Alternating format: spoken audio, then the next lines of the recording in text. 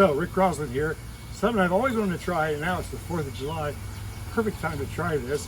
I have some steel wool here, and we are going to ignite it or make it combust. When you do that, when steel wool mixes with oxygen, you make iron oxide.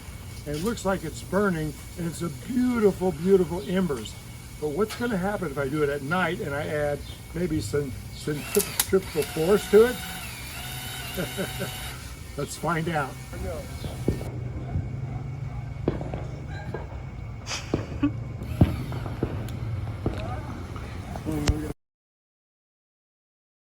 Okay, so here we go.